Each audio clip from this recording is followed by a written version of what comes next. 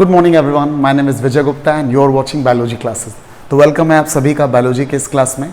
Students, आज मैं आपको पढ़ाने जा रहा हूँ वायरस चैप्टर से रिलेटेड एक टॉपिक जिसका नाम है इंटरफेरॉन्स। ये हमारे 11th के स्टूडेंट्स के लिए, नीट के स्टूडेंट्स के लिए और बीएससी के स्टूडेंट्स के लिए बहुत महत्वपूर्ण है और साथ ही साथ हमारा जो 12th के स्टूडेंट्स हैं उनके लिए भी टॉपिक इंपॉर्टेंट है क्योंकि उनके सिलेबस में भी ये टॉपिक इंक्लूड किया गया है। तो चलिए शुरू करते हैं इंटरफेरॉन्स को। सबसे पहले यहाँ पर एक डेफिनेशन लिखी हुई है जिसे मैं एक्सप्लेन करूँगा। इसके बाद मैं यहाँ पर एक डायग्राम बनाऊँगा जिसकी मदद से आप इंटरफेरॉन्स को बहुत अच्छे से समझ पाएंगे। तो इंटरफेरॉन क्या होते हैं पहले मैं आपको जनरली बता देता हूँ। देखिए स्टूडेंट्स, सपोज करिए किसी सेल पर एक वायरस ने अटैक किया। अब सेल पर जब वायरस ने अटैक किया तो वायरस अपनी संख्या को बढ़ाएगा और धीरे धीरे पूरी सेल पर अपना संक्रमण फैला देगा। अब जैसे ही सेल पर वायरस का अटैक होगा, ये सेल एक प्रोटीन बनाएगी और उस प्रोटीन का नाम होगा इंटरफेरॉन।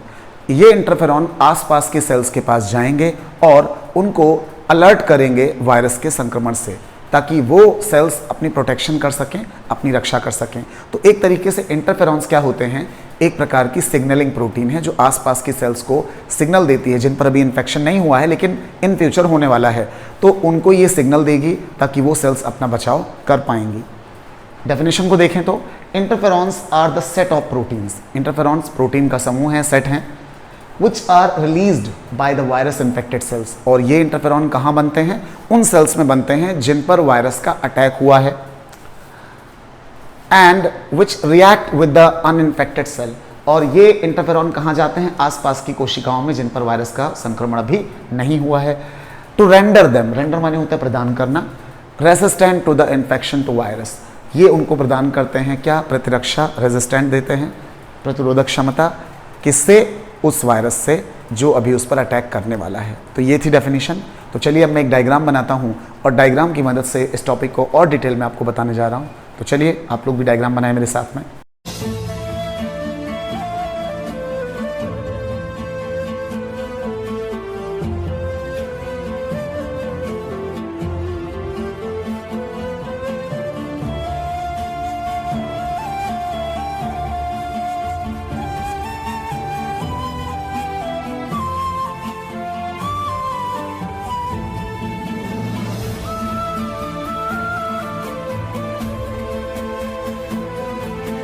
ओके तो स्टूडेंट्स, हमारा डायग्राम रेडी हो चुका है। तो अब हम बात करने जा रहे हैं कि इंटरफेरॉन्स क्या हैं। देखिए स्टूडेंट्स, सपोज करिए कि हमारी बॉडी पर किसी सेल पर वायरस का अटैक हुआ है। तो जब हमारी बॉडी में पाई जाने वाली किसी भी सेल पर वायरस अटैक करते हैं तो वायरस वहाँ पर जाकर मल्टीप्लिकेशन करते हैं, यानी अपनी संख्या को बढ़ाते हैं। जब इनकी संख्या बहुत ज़्यादा हो जाती है फिर ये आसपास के सेल्स पर भी अटैक करना शुरू करते हैं। तो इंटरफेरॉन का काम क्या होता है कि जिस सेल में वायरस का अटैक हुआ है वहाँ पर इंटरफेरॉन्स का निर्माण होता है और वो इंटरफेरॉन्स एक तरह की सिग्नलिंग प्रोटीन होती है जो आसपास की सेल्स में सिग्नल पहुँचाती है। किस तरीके से कि जैसे ही वायरस का अटैक होगा इंटरफेरॉन बनेंगे और इंटरफेरॉन आसपास के सेल्स में जाकर ये मैसेज पास करेंगे कि वायरस का अटैक हो सकता है आसपास की सेल्स पर। तो इस तरीके से ये आसपास के सेल्स को इन्फेक्शन से बचाने का काम करते हैं और ये हमारी बॉडी के अंदर नेचुरली बनते हैं। तो इसके बाद अगर हम बात करें इंटरफेरॉन्स की डिस्कवरी की, तो सबसे पहले 1957 में दो साइंटिस्ट थे जिनका नाम था एलेक इसाक्स और जीन लिंडेमैन।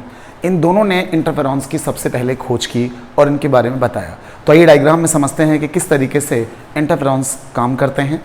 ये जो डायग्राम मैंने यहाँ पर बनाया है इसमें आप बहुत ईजी वे में समझ पाएंगे कि इंटरफेरॉन्स एक्चुअली क्या है। अब देखिए स्टूडेंट्स, यहाँ पर मैंने एक सेल बनाई है जिस पर लिखा है इन्फेक्टेड सेल, मतलब इस कोशिका पर वायरस का संक्रमण हो चुका है। यहाँ पर एक दूसरी सेल बनी है जिस पर लिखा है एडजेसेंट सेल। एडजेसेंट सेल का मतलब है ऐसी सेल जो इसी के पास में पाई जा रही है और इस पर अभी वायरस का अटैक नहीं हुआ है।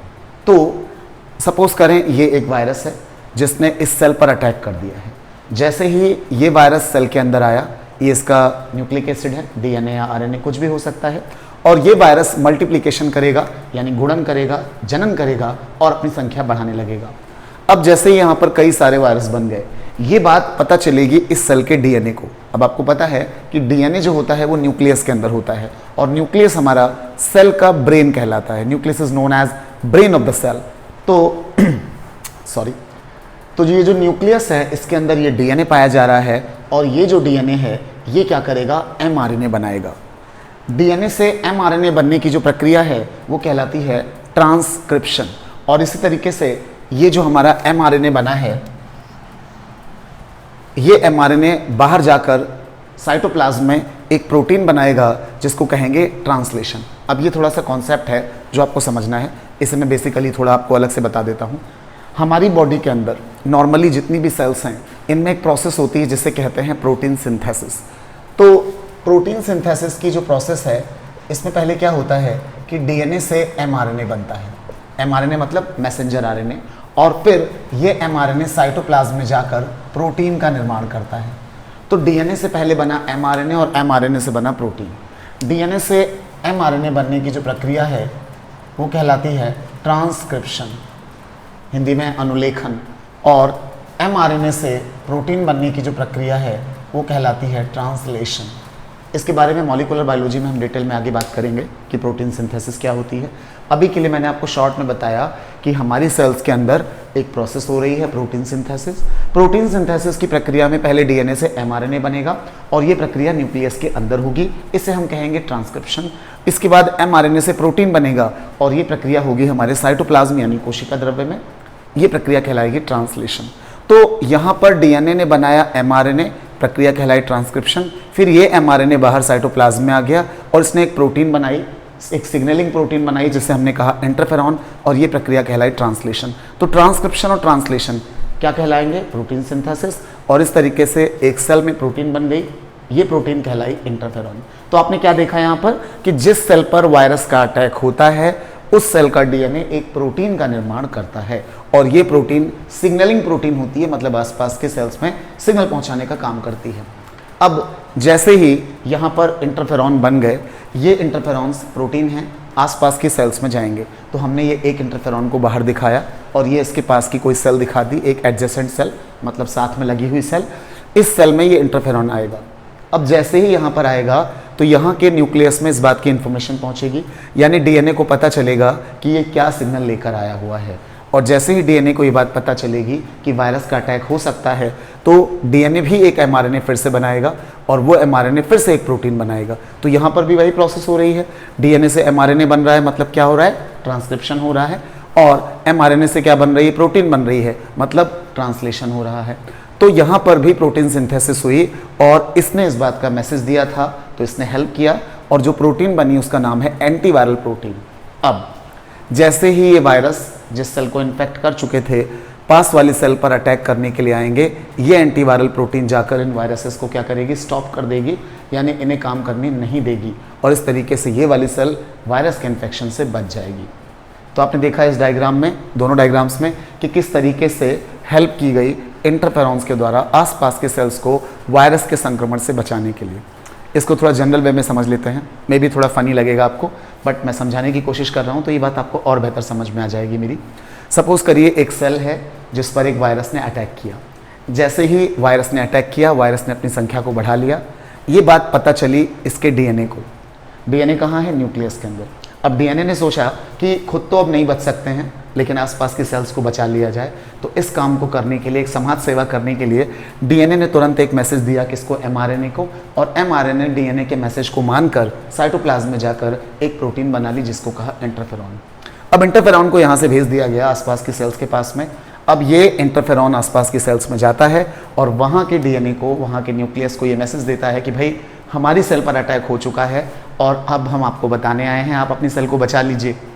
तो ये बात सुनकर इसका DNA भी mRNA बनाता है और प्रोटीन बनाता है जो कि एंटीवायरल प्रोटीन होती है और वायरस से इसको बचा लेती है।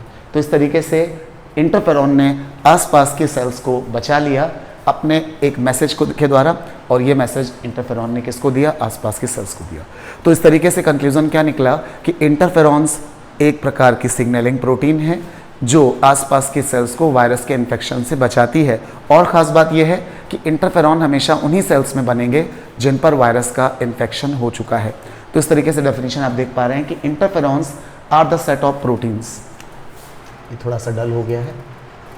तो इंटरफेरॉन्स क्या हैं, प्रोटीन्स के सेट हैं विच आर रिलीज्ड, जो रिलीज़ किए जाते हैं, निकाले जाते हैं बाय वायरस इन्फेक्टेड सेल। कहाँ से निकलेंगे इंटरफेरॉन? इंटरफेरॉन एक ऐसी प्रोटीन है जो उन कोशिकाओं से निकलेंगे जहां पर वायरस का संक्रमण हो चुका है, एंड विच रिएक्ट्स, और वो क्रिया करते हैं किसके साथ? With uninfected cell. यहां आकर किसके साथ रिएक्ट कर रहे हैं? ऐसी सेल्स जिन पर वायरस का संक्रमण अभी नहीं हुआ है, so as to render them, उन्हें प्रदान करते हैं, रेंडर माने प्रदान करना, टू रेजिस्टेंट, रेजिस्टेंट का मतलब होता है किसी चीज से रक्षा, प्रतिरक्षा, टू इन्फेक्शन टू वायरस, मतलब आसपास के सेल्स को ये उस वायरस से सुरक्षा प्रदान करने का काम करते हैं। तो ये थी एक डेफिनेशन जिससे क्लियर हुआ आपको कि इंटरफेरॉन क्या होते हैं। तो आई होप, मुझे लगता है सारी बातें आपको अच्छे से समझ में आ गई होंगी। फिर भी अगर आपको कोई कन्फ्यूज़न है तो आप कमेंट सेक्शन में ज़रूर पूछिएगा, मैं पूरी कोशिश करूँगा आपके रिप्लाई करने की। इस वीडियो में इतना ही, आगे मिलते हैं एक नए टॉपिक के साथ में। Thanks for watching, have a good day.